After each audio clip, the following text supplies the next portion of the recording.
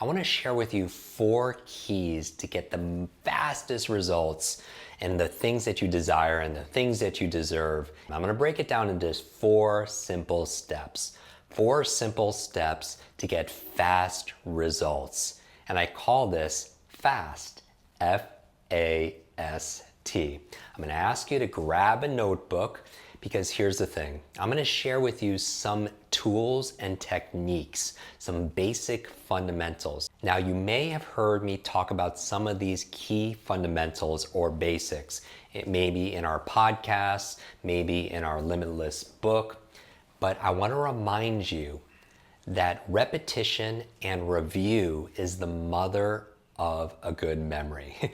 Repetition, and when you review something, it's like the mother, it's the parent, if you will, of a great memory, all right? And the masters, the experts, the champions, they never get bored of the basics. They lean into the fundamentals. So here are the 4 keys, write them down, to learning things faster, to remembering things fast.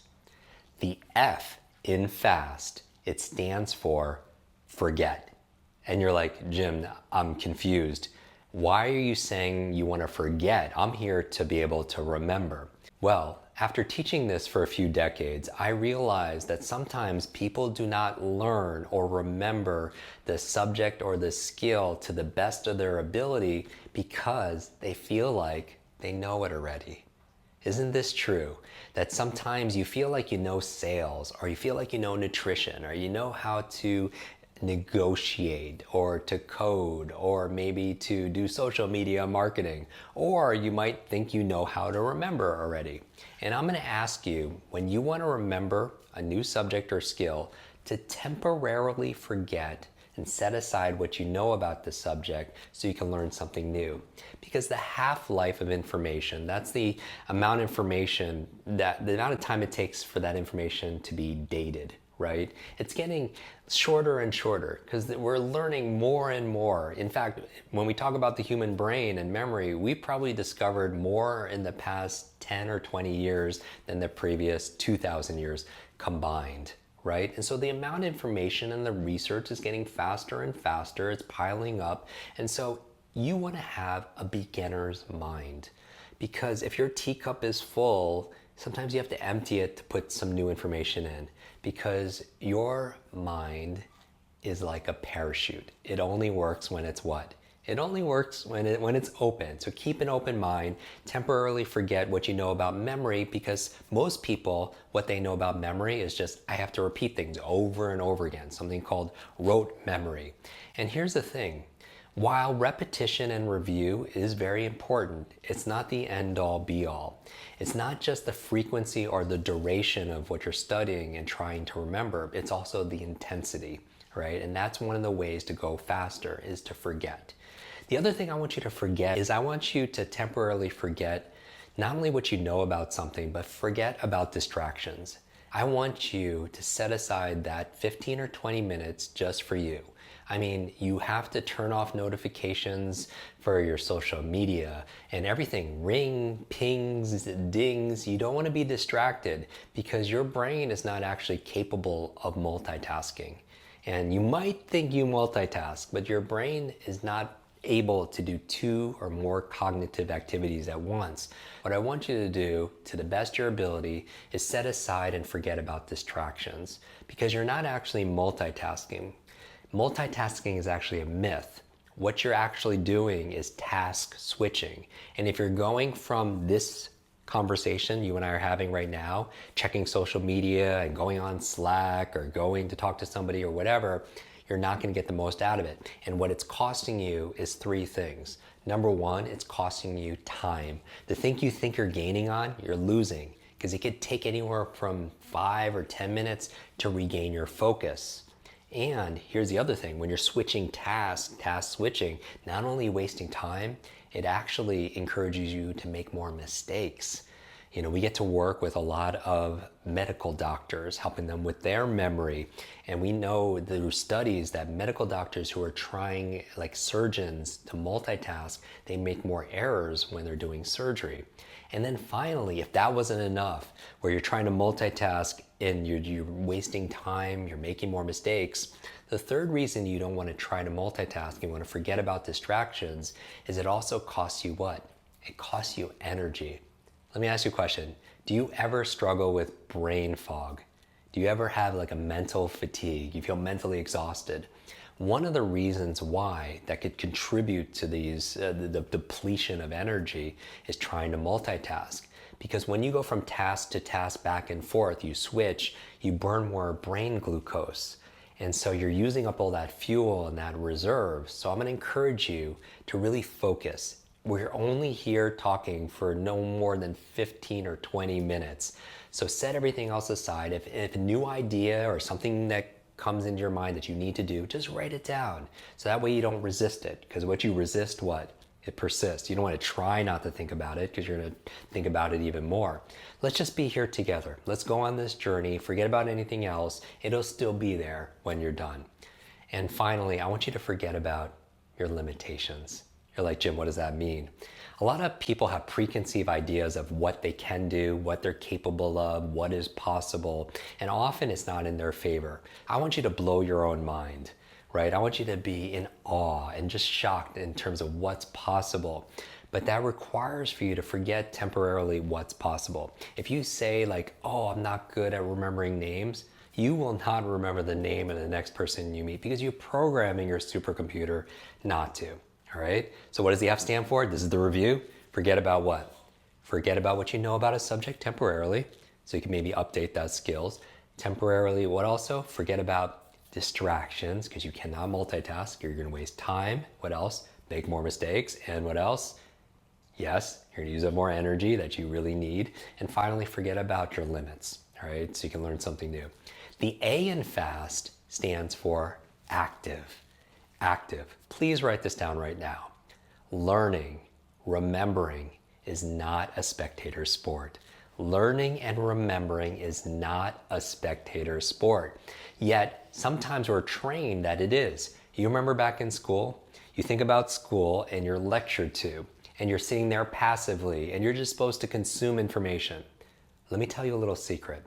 The human brain does not learn best through consumption. The human brain learns better through creation, creativity, co-creation. And what I mean by that is sitting back passively and just being lectured to or listening just to a book or a podcast or a coaching program, you're not going to get the best results. The better results is when you're active and you lean in and you participate because it requires effort. You believe, I'm sure you do, otherwise you wouldn't be watching this video, that what you put in is what you get out, right? But learning, like life, is not a spectator sport. So how can you be more active? Well, you could ask questions. So in the comments here, you could put questions down there. You could also be supportive and help other people who have questions. If you know the answer, be active and support your positive peer group. We talk about the positive peer group, that we are the average of the people we spend the most time with. And so you want to be active and ask questions. Be active in the comments section so you can support each other and have each other's backs, have each other's brains, right? And also, how else can you be active? You could take notes. And you're thinking, Jim, what's the best way of taking notes? And I would say that a lot of people do digital note taking, some people do handwriting. Which one do you think is better? Handwriting, right? And you intuitively know that. And so digital note taking is wonderful for storage, it's wonderful for sharing, but it's not the opportune way of learning, because when people are tested, both digital note taking versus handwriting, those who handwrote notes actually had better comprehension and retention. But just handwrite notes. And here's a fun way of taking notes. I call it a whole brain note-taking technique. Take a piece of paper, put a line right down the middle, and on the left side, I want you to capture. And the right side, you're gonna create. Now that's a very subtle difference. On the left side, you're gonna note-taking. On the right side, note-making. Now what's the difference? On the left side, I want you to capture things like, this is how to remember names. This is Jim's technique for learning languages. This is how you can remember a TED Talk or a toast at a wedding. This is how you can remember poetry or facts or figures. That's on the left side. This is how you remember what you read. But if your attention is going to be distracted and your imagination is going to take you elsewhere, I'd rather it go where? on the right side of the page. And that's where you're going to create. So you're going to create your impressions of what you're capturing. So what could go on the right side? Things like, how can I use this? Why must I use this? How does this relate to what I already know? When will I use this? What opportunities do I have to practice this? When will I practice this, right? All the different ways you could use it and apply questions that you have, then you're creating. Does that make sense? Wonderful. So you want to be active. Now, F is forget, A is active, that's the review, which is the mother of what? Memory, very good. The S stands for state. Please write this down. All memory is state dependent. All memory is state dependent. In fact, do this. Shake out your hands, shake it out, and do this with me, because this is your kinesthetic memory, and now I'm going to activate your verbal memory. Put your hand out and say information. Come on, do it. Information, this is the active part. We just said A, active. Information combined with emotion becomes a long-term memory. Information by itself is forgettable, but information combined with an emotion becomes what? Unforgettable. And that's really the key. All memory, in fact, all learning is state dependent. And here's the question I have for you. What was the primary emotion, the emotional state? That's what I mean by state. It's the feelings, the emotions, a snapshot of your mood, of your mind and your body. What was the primary emotion you felt back in school when you're sitting in class and you're being lectured to? How did that make you feel? For most people, they would say what? They're bored, right? They're bored. They're suffering from boredom. On a scale of 0 to 10, what would you rate boredom as? You're like 0, right? And I just said information times emotion becomes a long-term memory. But if the emotion is 0, what is anything times 0? 0. And you wonder why you forgot that periodic table, right? The things you learned back in school, because the boredom, that energy, there was not an emotion there to attach to that information. So the state or the emotional state, the feelings that you have when you learn something is how it gets encoded. And that's the first part of your memory. You encode, you store, and then you retrieve. But if you want to retrieve and recall that name, or recall that foreign language word, or that speech you need to give, you have to encode and store it. Part of that encoding process is when you add feeling to something, you're more likely to remember it, all right? Now I have a quick question for you. Who's in control of how you feel? You are, right? And how do you change the way you feel? You could be more active. I want you to move your body. Specifically, what I want you to do, 2 exercises. The first exercise is called super brain yoga. Super brain yoga. What are you going to do? I want you right now to do this. Massage your earlobe with your opposite hand. And with your other hand, massage your other earlobe and just massage it. And what I want you to do is I want you to take a breath in and squat down. And then exhale, squat up. All right, you could go deeper here. I'm going to stay on camera, but I want you to take a deep breath, squat down, and then exhale, squat up. Go down, exhale, come up, put a smile on your face, go down, exhale, come on up. Good. One more time, go down, exhale, come up. That is super brain yoga. Did you do this with me? Remember, active. You are the few who do versus the many who just talk and just complain about stuff. Make sure you do these active activities. The second exercise is something called cross crawls. And this is from an area of educational kinesiology called the brain gym. And what I want you to do is try this. I want you to raise one knee and I want you to touch it with the opposite hand or elbow and then reverse it, all right? And then switch back and forth. So you're gonna raise a knee, touch it with the opposite hand, and just go back and forth. And you could, if you can, just raise your knee and just touch it the best you can. If you have to do this sitting, you can do it sitting, but I encourage you, if you can, stand up. And these are called cross crawls. When part of your physiology is crossing the midline here, it's creating more connections between your left and right brain. And what is it also doing? It's changing your state.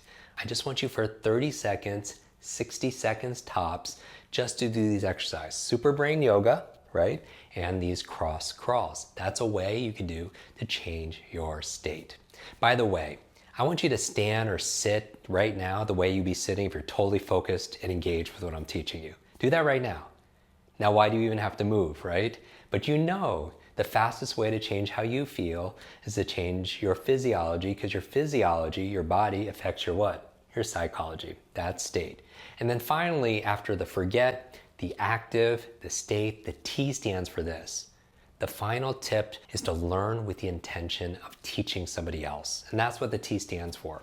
When you teach something, you get to learn it twice. Say that out loud. When I teach something, I get to learn it twice. So your intent matters. And so I want you to think about somebody you wish was watching this with you. Somebody who could really benefit from a better memory, which is pretty much everybody. But think about somebody you care about. And I want you to teach that person each time you learn a brand new lesson. And they call it the explanation effect. The explanation effect. That when you learn something with the intention of explaining it to somebody else, you're going to learn it so much better. And you know that, right? Those who can't do what? Teach. And then when you teach it, you could do it. When you have the intention of teaching somebody else, it's going to take that overload and reduce it, because you're going to be able to explain it to somebody and you're going to think about, how do I make this simple? And you're going to use your own words. Plus, you get to pay it forward. I believe that you learn to earn to return, right? You're learning so you could earn in life and you could return more to others. And that comes in the form of teaching something. And that's really why you learn anything, right? You learn something so you could benefit from it, but you also want to learn something, that same thing, so you could share with other people that you care about, so they could benefit from it too. So are you on board with the FAST method? Use it every single time, and you're going to get tremendous results. All right, fantastic. What I want you to do here is just review the F.A.S.T. Teach it to somebody else so you get to learn it better.